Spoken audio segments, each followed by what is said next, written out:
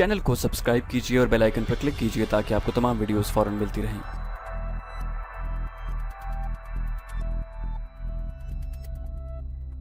Salahuddin Ayyubi सुबह की नमाज पढ़कर फारिग हुआ ही था कि दरबान ने इत्तला दी कि अली बिन सफियान आया है। सुल्तान दौड़कर बाहर निकला।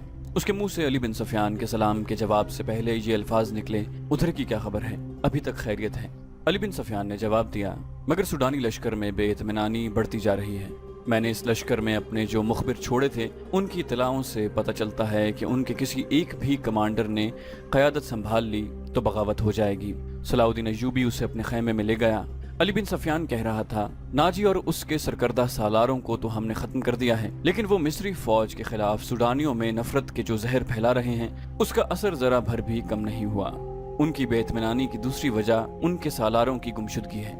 मैंने अपने मुखबिरों की ज़बानी ये खबर मशहूर करवा दी है कि उनके सालार बहीरे रोम के महाजों पर गए हुए हैं, मगर अमीर मोहतरम मुझे शक होता है कि सुडानियों में शुकूक और शुबहात पाए जाते हैं, जैसे उन्हें इल्म हो गया हो कि उनके सालारों को कैद कर लिया गया है और शायद मार भी दिया गया है। अगर बगावत हो गई, मिस्र में हमारे जो दस्ते हैं वो उसे दबा सकेंगे। सलाहुद्दीन ने पूछा, क्या वो 50,000 तजर्बेकार फौज का मुकाबला कर सकेंगे? मुझे शक है। मुझे यकीन है कि हमारी कलील फौज सुडानियों का मुकाबला नहीं कर सकेगी। अली बिन सफियान ने कहा, मैं इसका बंदोबस्त कर आया हूँ। मैंने आली मकाम नूरुद्दीन जंगी की तरफ 2 तेज रफ्तार कासिद भेज दिए हैं। मैंने पैगाम भेजा है कि मिस्र में बगावत की फजा पैदा हो रही है और हमने जो फौज तैयार की है वो थोड़ी है और इसमें से आधी फौज महाज पर है। मुतवक्के बगावत को दबाने के लिए हमें कुमक भेजी जाए। मुझे उधर से कुमक की उम्मीद कम है। सुल्तान अय्यूबी ने कहा, परसों एक कासिद ये खबर लाया था कि जंगी ने फ्रैंकों पर हमला कर दिया है। ये हमला उन्होंने हमारी मदद के लिए किया था। फ्रैंकों के उमरा और फौजी कायदीन बहीरा रोम में सलीबियों के इत्तेहादी बेड़े में थे और फ्रैंकों की कुछ फौज मिस्र में दाखिल होकर अकब से हमला करने और हमारी सुडानी लश्कर की पुष्टपनाही के लिए मिस्र की सरहद पर आ गई थी। मोहतरम जंगी ने उनके मुल्क पर हमला करके उनके सारे मंसूबे को एक ही वार में बर्बाद कर दिया है और शाह फ्रैंक के बहुत से इलाके पर कब्जा कर लिया है। उन्होंने सलीबियों से कुछ रकम भी वसूल की है। सलाहुद्दीन अय्यूबी खैमे के अंदर टहलने लगा। जज्बाती लहजे में बोला, सुल्तान जंगी के कासिद की ज़बानी वहाँ के कुछ ऐसे हालात मालूम हुए हैं जिन्होंने मुझे परेशान कर रखा है। क्या अब सलीबी उधर यलगार करेंगे? अली बिन सफियान ने पूछा। मुझे सलीबियों की यलगार की जर्रा भर परवाह नहीं।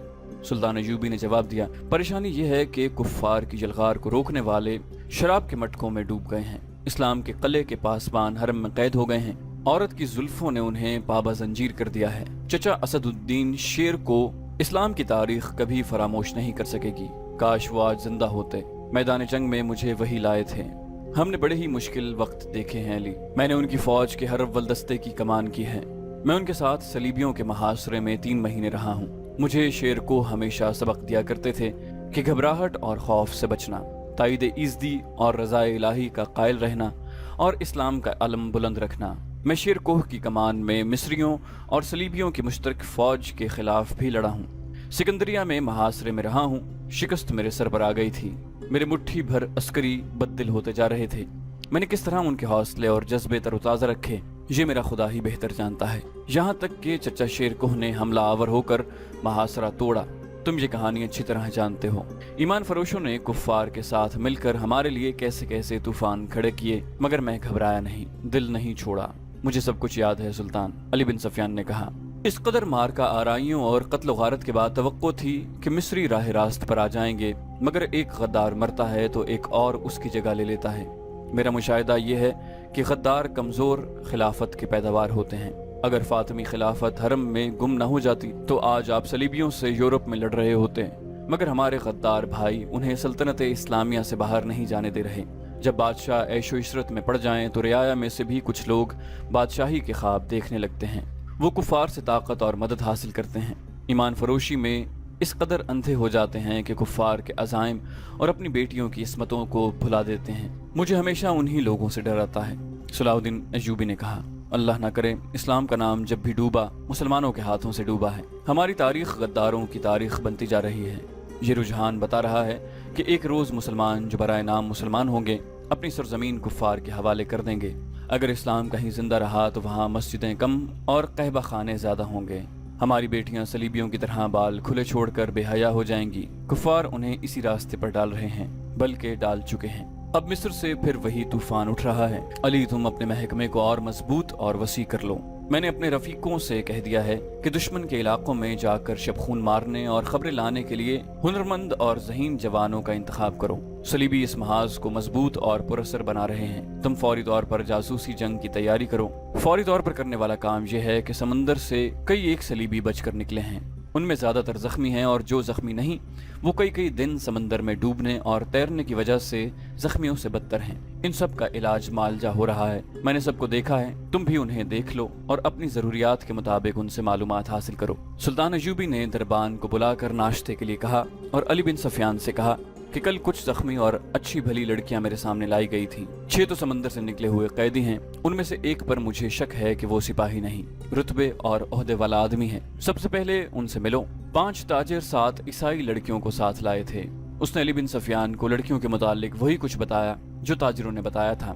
सुल्तान अयूबी ने कहा, मैंने लड़कियों को दरअसल हिरासत में लिया है, लेकिन उन्हें बताया है कि मैं उन्हें पनाह में ले रहा हूँ। लड़कियों का ये कहना कि वो गरीब घरानों की लड़कियां हैं और फिर उनका ये बयान कि उन्हें एक जलते हुए जहाज में से कश्ती में बिठाकर समंदर में उतारा गया और कश्ती उन्हें साहिल पर ले आई, मुझे शक में डाल रहा है। मैंने उन्हें अलग खैमे में रखा है और संतरी खड़ा कर दिया है। तुम नाश्ते के फौरन बाद इस कैदी और उन लड़कियों को देखो। आखिर में सलाहुद्दीन अय्यूबी ने मुस्कुराकर कहा, कल दिन के वक्त साहिल पर टहलते हुए मुझ पर एक तीर चलाया गया है जो मेरे पाँव के दरमियान रेत में लगा। उसने तीर अली बिन सफियान को दे दिया। इलाका चट्टानी था।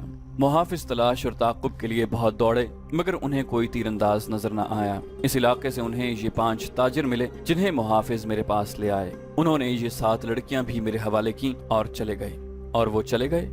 अली बिन सफियान ने हैरत से कहा, आपने उन्हें जाने की इजाजत दे दी? मुहाफिजों ने उनके सामान की तलाशी ली थी। सुल्तान अयूबी ने कहा, उनसे ऐसी कोई चीज बरामद नहीं हुई जिससे उन पर शक होता। अली बिन सफियान तीर को गौर से देखता रहा और बोला, सुल्तान और सुराग रसा की नजर में बड़ा फर्क होता है। मैं सबसे पहले उन ताजिरों को पकड़ने की कोशिश करूंगा। अली बिन सफियान सलाहुद्दीन अय्यूबी के खैमे से बाहर निकला तो दरबान ने उसे कहा, ये कमांडर इत्तला लाया है कि कल 7 ईसाई लड़कियां कैद में आई थीं, उनमें से एक लापता है। क्या सुल्तान को ये इत्तला देना जरूरी है? ये कोई अहम वाकया तो नहीं कि सुल्तान को परेशान किया जाए। अली बिन सफियान गहरी सोच में पड़ गया। कमांडर जो इत्तला देने आया था उसने अली बिन सफियान के करीब आकर आहिस्ता से कहा, एक ईसाई लड़की का लापता हो जाना इतना अहम वाकया नहीं, मगर अहम यह है कि फखरुल मिस्री नाम का कमांडर भी रात से लापता है। रात के संतरियों ने बताया है कि वो लड़कियों के खैमे तक गया था, वहां से जख्मियों के खैमों की तरफ गया था और फिर कहीं नजर नहीं आया। अली बिन सफियान ने जरा सोचकर कहा कि ये इत्तला सुल्तान तक अभी न जाए। रात के उस वक्त के तमाम संतरियों को इकट्ठा करो जब फखर गश्त पर निकला था। उसने सुल्तान अय्यूबी के मुहाफिज दस्ते के कमांडर से कहा कि कल सुल्तान के साथ जो मुहाफिज साहिल तक गए थे उन्हें लाओ। वो वहीं थे। चारों सामने आ गए तो अली बिन सफियान ने उनसे कहा, कल जहां तुमने ताजिरों और लड़कियों को देखा था फौरन वहां चलो। अगर वो ताजिर अभी तक वहीं मौजूद हैं तो उन्हें हिरासत में ले लो और वहीं मेरा इंतजार करो, और अगर जा चुके हैं तो फौरन वापस आ जाओ। मुहाफिज रवाना हो गए तो अली बिन सफियान लड़कियों के खैमे तक गया। 6 लड़कियां बाहर बैठी थीं और संतरी खड़ा था। अली ने लड़कियों को अपने सामने खड़ा करके अरबी जबान में पूछा, 7वीं लड़की कहाँ है? लड़कियों ने एक दूसरे के मुंह की तरफ देखा और सर हिलाए। अली बिन सफियान ने कहा, तुम सब हमारी जबान समझती हो। लड़कियां उसे हैरान सा होकर देखती रहीं। अली उनके चेहरों और डील डोल से शक में पड़ गया था। वो लड़कियों के पीछे जा खड़ा हुआ और अरबी जबान में कहा कि इन लड़कियों के कपड़े उतार कर नंगा कर दो और 12 वैशी किस्म के सिपाही बुला लो। तमाम लड़कियां बिदक कर पीछे को मुड़ी। 2-3 ने बैक वक्त बोलना शुरू कर दिया। वो अरबी जबान बोल रही थीं। लड़कियों के साथ तुम ऐसा सलूक नहीं कर सकते। एक ने कहा, हम तुम्हारे खिलाफ नहीं लड़ी। अली बिन सफियान की हंसी निकल गई। उसने कहा, मैं तुम्हारे साथ बहुत अच्छा सलूक करूंगा। तुमने जिस तरह एक ही धमकी से अरबी बोलनी शुरू कर दी है, अब बगैर किसी धमकी के ये बता दो कि 7वीं लड़की कहाँ है। सबने लाइल्मी का इजहार किया। अली ने कहा, मैं इस सवाल का जवाब लेकर रहूंगा। तुमने सुल्तान पर जाहिर किया है कि तुम हमारी जबान नहीं जानती। अब तुम हमारी जबान हमारी तरह बोल रही हो, क्या मैं तुम्हें छोड़ दूंगा? उसने संतरी से कहा, उन्हें खैमे के अंदर बिठा दो। रात के संतरी आ गए थे। फखरुल मिस्री की गश्त के वक्त के संतरियों से अली बिन सफियान ने पूछगिछ की। आखिर लड़कियों के खैमे वाले संतरी ने बताया कि फखर रात उसे यहाँ खड़ा करके जख्मियों के खैमों की तरफ गया था। थोड़ी देर बाद उसे उसकी आवाज सुनाई दी, कौन हो तुम? नीचे आओ। संतरी ने उधर देखा तो अंधेरे में उसे कुछ भी नजर न आया। सामने मिट्टी के टीले पर उसे एक आदमी का साया नजर आया और वो साया वहीं गायब हो गया। अली बिन सफियान फौरन वहां गया। ये टीला साहिल के करीब था। उसकी मिट्टी रेतली थी। एक जगह से साफ पता चल रहा था कि वहां कोई ऊपर गया है। वहाँ जमीन पर दो किस्म के पाँव के निशान थे। एक निशान तो मर्द का था जिसने फौजियों वाला जूता पहन रखा था, दूसरा निशान छोटे जूते का था और जनाना लगता था। जमीन कच्ची और रेतली थी। जनाना निशान जिधर से आया था अली बिन सुफियान उधर को चल पड़ा। ये निशान उसे उस खैमे तक ले गए जहाँ मोबी रॉबिन से मिली थी। उसने खैमे का पर्दा उठाया और अंदर चला गया। उसकी चेहरा शनास निगाहों ने जख्मी कैदियों को देखा। सबके चेहरे भांपे। रॉबिन बैठा हुआ था। उसने अली बिन सुफियान को देखा और फौरन ही कराहने लगा, जैसे उसे दर्द का अचानक दौरा पड़ा हो। अली ने उसे कंधे से पकड़कर उठा लिया और खैमे से बाहर आ गया। उसे पूछा कि रात को एक कैदी लड़की इस खैमे में आई थी, क्यों आई थी? रॉबिन उसे ऐसी नजरों से देखने लगा जिनमें हैरत थी और ऐसा तासुर भी जैसे वो कुछ समझा ही ना हो। अली बिन सुफियान ने उसे आहिस्ता से कहा, तुम मेरी जबान समझते हो दोस्त? मैं तुम्हारी जबान समझता हूँ और बोल भी सकता हूँ, लेकिन तुम मेरी जबान में जवाब देना होगा। रॉबिन उसका मुंह देखता रहा। अली ने संतरी से कहा, इसे खैमे से बाहर रखो। अली बिन सुफियान खैमे के अंदर चला गया और कैदियों से उनकी जबान में पूछा, रात को लड़की इस खैमे में कितनी देर रही थी? अपने आप को अजियत में न डालो। सब चुप रहे, मगर एक और धमकी से एक जख्मी ने बता दिया कि लड़की खैमे में आई थी और रॉबिन के पास बैठी या लेटी रही थी। ये जख्मी समंदर में जलते जहाज से कूदा था। उसने आग का भी और पानी का भी कहर देखा था। वो इतना जख्मी नहीं था जितना खौफजदा था। वो किसी और मुसीबत में पड़ने को तैयार नहीं था। उसने बताया कि उसे ये मालूम नहीं कि रॉबिन और लड़की के दरमियान क्या बातें हुई और लड़की कौन थी। उसे ये भी मालूम नहीं था कि रॉबिन का ओहदा क्या है। वो उसके सिर्फ नाम से वाकिफ था। उसने ये भी बताया कि रॉबिन इस कैंप में आने तक बिल्कुल तंदुरुस्त था। यहाँ आकर वो इस तरह कराहने लगा जैसे उसे अचानक किसी बीमारी का दौरा पड़ गया हो। अली बिन सुफियान एक मुहाफिज की रहनुमाई में उन 5 आदमियों को देखने चला गया जो ताजिरों के बहरूप में कुछ दूर खैमजन थे। मुहाफिजों ने उन्हें अलग बिठा रखा था। अली को उन्होंने पहली इत्तला ये दी कि उनके पास कल 2 ऊँट थे मगर आज एक ही है। यही इशारा काफी था। वो इस सवाल का कोई तसल्ली बख्श जवाब न दे सके कि दूसरा ऊँट कहाँ है। दूसरे ऊँट के पाँव के निशान मिल गए। अली बिन सुफियान ने उनसे कहा, तुम्हारा जुर्म चोरी चकारी का नहीं है। तुम एक पूरी सल्तनत और उसके तमाम तर आबादी के लिए खतरा हो, इसलिए तुम पर जर्रा भर रहम नहीं करूंगा। क्या तुम ताजिर हो? सबने हाँ में सर हिला दिया। हाँ, हम ताजिर हैं जनाब, हम बेगुनाह हैं। अली बिन सुफियान ने कहा, अपने हाथों की उल्टी तरफ मेरे सामने करो। 5 ने हाथ उल्टे करके आगे कर दिए। अली ने सबके बाएं हाथ के अंगूठे और शहादत की उंगली के दरमियान जगह को देखा और एक आदमी को कलाई से पकड़कर घसीट लिया। उसे कहा कि कमान और तरकश कहाँ छुपा रखी है। उस आदमी ने मासूम बनने की कोशिश की। अली ने सुल्तान अय्यूबी के एक मुहाफिज को अपने पास बुलाकर उसके बाएं हाथ की उल्टी तरफ उसे दिखाई। उसके अंगूठे के उल्टी तरफ उस जगह जहां अंगूठा हथेली के साथ मिलता है, यानी जहां जोड़ होता है, वहां एक निशान था। ऐसा निशान उस आदमी के अंगूठे के जोड़ पर भी था। अली ने उसे अपने मुहाफिज के मुतालिक बताया, ये सुल्तान का बेहतरीन तीरंदाज है और ये निशान इसका सबूत है कि ये तीरंदाज है। उसके अंगूठे की उल्टी तरफ एक मध्यम सा निशान था, जैसे वहां बार बार कोई चीज रगड़ी जाती रही हो। ये तीरों की रगड़ का निशान था। तीर दाएं हाथ से पकड़ा जाता है, कमान बाएं हाथ से पकड़ी जाती है। तीर का अगला हिस्सा बाएं हाथ के अंगूठे पर होता है और जब तीर कमान से निकलता है तो अंगूठे पर रगड़ खा कर जाता है। ऐसा निशान हर एक तीरंदाज के हाथ पर होता है। अली बिन सुफियान ने उसे कहा, इन 5 में तुम अकेले तीरंदाज हो, कमान और तरकश कहाँ है? 5 चुप रहे। अली ने इन 5 में से एक को पकड़कर मुहाफिजों से कहा, इसको उस दरख्त के साथ बांध दो। उसे खजूर के दरख्त के साथ खड़ा करके बांध दिया गया। अली ने अपने तीर अंदाज के कान में कुछ कहा। तीरंदाज ने कंधे से कमान उतार कर उसमें तीर रखा और दरख्त से बंधे हुए आदमी का निशाना लेकर तीर छोड़ा। तीर उस आदमी की दाईं आंख में उतर गया। वो तड़पने लगा। अली ने बाकी 4 से कहा कि तुम में कितने हैं जो सलीब की खातिर इस तरह तड़प तड़प कर जान देने को तैयार हैं? उसकी तरफ देखो। उन्होंने देखा वो आदमी चीख रहा था। उसकी आंख से बुरी तरह खून बह रहा था। मैं तुमसे वादा करता हूँ कि बाइज्जत तरीके से तुम सबको समंदर पार भेज दूंगा। दूसरे ऊंट पर कौन गया है और कहाँ गया है? तुम्हारा अपना एक कमांडर हमारा एक ऊंट हमसे छीन कर ले गया है, एक आदमी ने कहा, और एक लड़की भी, अली बिन सुफियान ने कहा।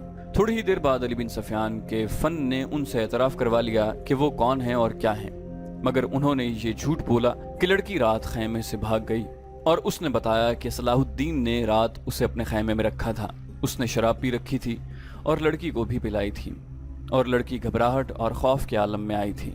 उसके ताक़ुब में फ़खरुल मिस्री नाम का एक कमांडर आया और उसने जब लड़की की बातें सुनी तो उसे हमारे ऊंट पर बिठाकर ज़बरदस्ती ले गया। انہوں نے وہ تمام بہتان علی بن سفیان کو سنائے جو لڑکی نے سلطان ایوبی پر لگائے تھے۔ علی نے مسکرا کر کہا، تم 5 تربیت یافتہ عسکری اور تیر انداز اور ایک آدمی تم سے لڑکی بھی لے گیا اور اونٹ بھی۔ اس نے انہی کی نشاندہی پر زمین میں دبائی ہوئی کمان اور ترکش بھی نکلوا لی۔ ان بیچاروں کو خیمہ گاہ میں بھجوا دیا۔ 5واں آدمی تڑپ تڑپ کر مر چکا تھا۔ اونٹ کے پاؤں کے نشان صاف نظر آ رہے تھے۔ علی بن سفیان نے نہایت سرعت سے 10 سوار بلائے اور انہیں اپنی کمان میں لے کر اس طرف روانہ ہو گیا جدھر اونٹ گیا تھا۔ مگر اونٹ کی روانگی اور اس کے تعاقب میں علی بن سفیان کی روانگی میں 14-15 گھنٹوں کا فرق تھا۔ اونٹ تیز تھا اور اسے آرام کی ضرورت نہیں تھی۔ اونٹ پانی اور خوراک کے بغیر 6-7 دن تر و تازہ رہ سکتا ہے۔ اس کے مقابلے میں گھوڑوں کو راستے میں کئی بار آرام، پانی اور خوراک کی ضرورت تھی۔ ان عناصر نے تعاقب ناکام بنا دیا۔ اونٹ نے 14-15 گھنٹوں کا فرق پورا نہ ہونے دیا۔ فخر المصری نے تعاقب کے پیش نظر قیام بہت کم کیا تھا۔ علی بن سفیان کو راستے میں صرف ایک چیز ملی، یہ ایک تھیلا تھا۔ اس نے رک کر تھیلا اٹھایا، کھول کر دیکھا، اس میں کھانے پینے کی چیزیں تھیں۔ اسی تھیلے میں ایک اور تھیلا تھا، اس میں بھی وہی چیزیں تھیں۔ علی بن سفیان کے سونگھنے کی تیز حس نے اسے بتایا کہ ان اشیاء میں حشیش ملی ہوئی ہے۔ راستے میں اسے 2 جگہ ایسے آثار ملے جن سے پتہ چلتا تھا کہ یہاں اونٹ رکا ہے اور سوار یہاں بیٹھے ہیں۔ کھجوروں کی گٹھلیاں، پھلوں کے بیج اور چھلکے بھی بکھرے ہوئے تھے۔ تھیلے نے اسے شک میں ڈال دیا۔ اس کے ذہن میں یہ شک نہ آیا کہ فخر المصری کو حشیش کے نشے میں لڑکی اپنے محافظ کے طور پر ساتھ لے جا رہی ہے۔ تاہم اس نے تھیلا اپنے پاس رکھا، مگر تھیلے کی تلاشی اور قیام نے وقت ضائع کر دیا تھا۔ چینل کو سبسکرائب کیجیے اور بیل آئیکن پر کلک کیجیے تاکہ آپ کو تمام ویڈیوز فوراً ملتی رہیں۔